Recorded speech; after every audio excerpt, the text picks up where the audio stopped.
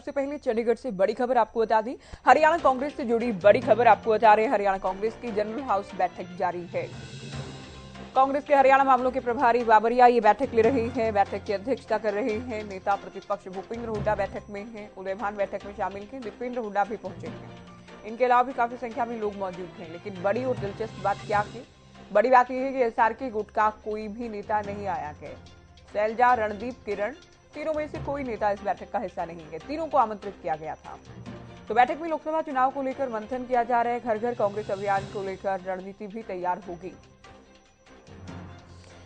चलिए चंडीगढ़ से phone line पर हमारी विशेष संवाददाता गुलशन ग्रोवर फोन लाइन पर थे इस वक्त। गुलशन, बैठक जारी है कांग्रेस की, क्या कुछ जानकारी इससे जुड़ी? और बड़ी बात यह भी कि एसआरके गुट से कोई नेता नहीं आया बैठक में। देखिए ज्योति, बिल्कुल बैठक शुरू हो चुकी है। कांग्रेस प्रदेश प्रभारी दीपक बाबरिया की अध्यक्षता में बैठक शुरू हो चुकी है, जिसमें नेता प्रतिपक्ष भूपेंद्र सिंह हुड्डा, दीपेंद्र सिंह हुड्डा, प्रदेश अध्यक्ष उदयभान सहित कांग्रेस के तमाम वरिष्ठ जो नेता है, विधायक है, वो पहुंच चुके हैं। लेकिन आपने ठीक कहा कि एसआर के ग्रुप नहीं पहुंचा है। ना ही कुमारी शैलजा पहुंची है, ना ही रणदीप सिंह सुरजेवाला पहुंचे हैं, ना ही किरण चौधरी पहुंची है, ना ही श्रुति चौधरी पहुंची है, और कैप्टन अजय सिंह यादव भी नहीं पहुंचे हैं। तो ऐसे में जो पहले से संकेत लगाए जा रहे थे कि एसआर के ग्रुप से जुड़े नेता यहाँ पर नहीं पहुंचेंगे, तो वही देखने को मिला। यहाँ पर जब मीटिंग शुरू हुई तो कोई भी यहाँ पर नेता मौजूद नहीं था। हालांकि आज की बैठक पार्टी की मजबूती के लिए और साथ में घर घर कांग्रेस अभियान को लेकर ये बैठक की गई है, और साथ में लोकसभा और विधानसभा चुनाव को लेकर के भी आज मंथन किया जाएगा। यदि लोकसभा और विधानसभा चुनाव एक साथ होते हैं तो पार्टी किस तरह से चुनावी मैदान में कूदेगी, इसको लेकर के भी आज रणनीति जो है यहाँ पर बनाई जा रही है। और इस समय बैठक शुरू हो चुकी है, और मीडिया को फिलहाल दूर रखा गया है अंदर, क्योंकि जब जनरल बैठक है तो बैठक में सभी नेताओं से सुझाव भी लिए जाएंगे, और अलग अलग नेता अपने सुझाव प्रदेश प्रभारी के सामने रखेंगे। और जो इस समय मीटिंग के अंदर नेताओं के अलावा जो अन्य विंग भी जो है यहाँ पर मौजूद है, चाहे वो प्रदेश कांग्रेस कमेटी की विंग हो या फिर अखिल भारतीय कांग्रेस कमेटी के पदाधिकारी हो, इसके अलावा हरियाणा प्रदेश कांग्रेस कमेटी के सदस्य हो, पार्टी सांसद हो, विधायक हो, पूर्व सांसद हो, पूर्व विधायक हो, या पिछले लोकसभा विधानसभा में चुनाव लड़ चुके प्रत्याशी हो, निगम चुनावों में के पार्टी प्रत्याशी हो, या जिला प्रभारी हो, प्रवक्ता हो, तमाम जो विंग है कांग्रेस की, वो सभी जो है इस समय बैठक। ठीक है गुलशन, बहुत बार हमने देखा कि उदयभान कोई बैठक बुलाते हैं, एसआरके गुट से कोई नहीं आता, लेकिन अब तो हाईकमान के कहने पर प्रभारी बैठक ले रहे हैं, उसमें भी एसआरके गुट से किसी नेता का न आना, इसके मायने क्या माने जाएं? देखिए, साफ तौर से मायने है कि अंदरूनी कलह आपस में साफ तौर से दिखती है। अब हाईकमान के आदेश के बाद भी जब प्रदेश प्रभारी खुद दीपक बाबरिया इस बैठक की अध्यक्षता कर रहे हो, तो जब उसके बावजूद भी ये तमाम नेता नहीं हो, तो ये साफ तौर से कांग्रेस की जो गुटबाजी है उसको भी दर्शाता है, और कांग्रेस की आने वाले लोकसभा और विधानसभा चुनावों में भी उस कमजोरी को ये दर्शाता है। जो अन्य जो पार्टियां हैं वो आरोप जो लगाती हैं कि कांग्रेस पार्टी में गुटबाजी है, अंदरूनी कलह है, वो अंदरूनी कलह नहीं, वो साफ तौर से आप प्रत्यक्ष तौर पर भी देख सकते हैं कि किस तरह से गुटबाजी सामने नजर आ रही है।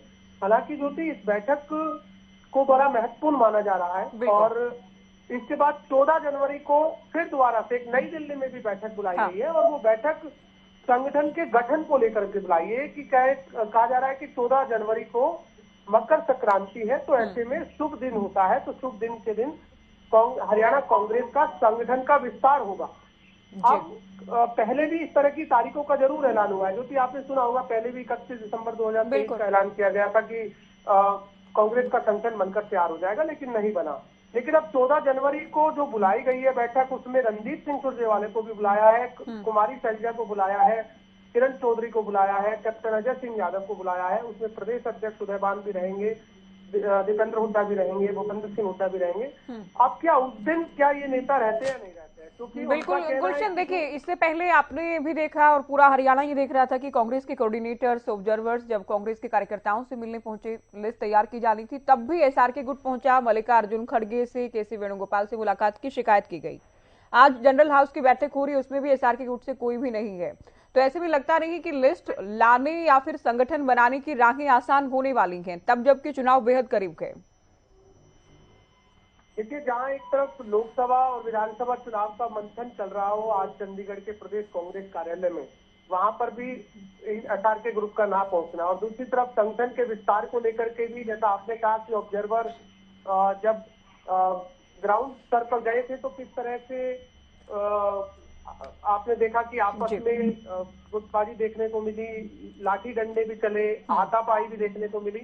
तो ये साफ तौर से दर्शाता है कि अभी भी हरियाणा कांग्रेस के संगठन को बनने में काफी कड़ी मशक्कत करनी पड़ेगी, क्योंकि हर कोई ये चाहता है कि अपने गुट के नेता को वो जिला अध्यक्ष बनाए, अपने गुट के नेता को ब्लॉक अध्यक्ष बनाए, अपने गुट के नेता को प्रदेश प्रवक्ता बनाए, अपने गुट के नेता को कोई प्रदेश में कोई भी पदाधिकारी के तौर पर उन्हें नियुक्त कराए।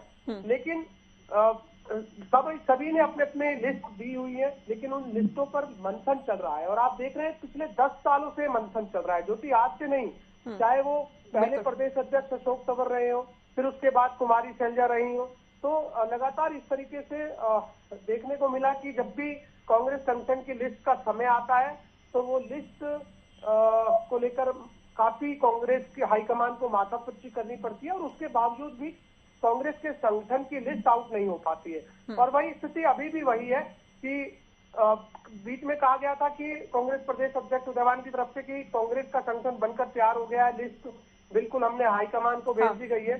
जब हाईकमान को लिस्ट भेजी जा चुकी है तो फिर उसका ऐलान क्यों नहीं हो रहा है? आपने देखा कि बीजेपी ने जैसे ही प्रदेश अध्यक्ष नायब सिंह सैनी को बनाया तो उन्होंने संगठन का द्वारा से भी विस्तार कर लिया और लिस्ट भी उनकी आ चुकी है। अब ऐसे में कांग्रेस किस और इस लोकसभा और विधानसभा चुनाव में मैदान में उतरेगी जब उनके पास ग्राउंड पर संगठन ही नहीं होगा, बूथ स्तर पर कार्यकर्ता ही नहीं होंगे, तो काफी मुश्किलों का सामना करना पड़ सकता है। चलिए, बहुत शुक्रिया गुलशन, विस्तार से आपने जानकारी दी। और ये बहुत बड़ी बात है, गुलशन भी आपको बता रही थी कि जनरल हाउस की बैठक है, प्रभारी बैठक ले रहे हैं, ऐसा नहीं कि उदय भान बैठक ले रहे हैं या भूपेंद्र हुड्डा ने बैठक बुलाई हो, ये प्रभारी बैठक ले रहे हैं। हाईकमान पहले से ही नाराज थे सूत्रों के मुताबिक। अब भी एसआर के गुट से किसी भी नेता का न आना, ये बहुत बड़ी बात अपने आप में हो जाती है, तब जबकि चुनाव करीब है। एक और बैठक हालांकि दिल्ली में भी होनी है, उसका भी हम जिक्र कर रहे थे। तो अब अगर संगठन नहीं बनता है, अब भी अगर कांग्रेस एकजुट नहीं होती है, तो क्या पिछले चुनाव की तरह की, पिछले चुनाव की तर्ज पर की बिना संगठन के चुनावी मैदान में होगी? हो सकता है कि आने वाले दिनों में अगर लिस्ट नहीं आए तो इस तरह की बातों पर भी विचार किया जाए।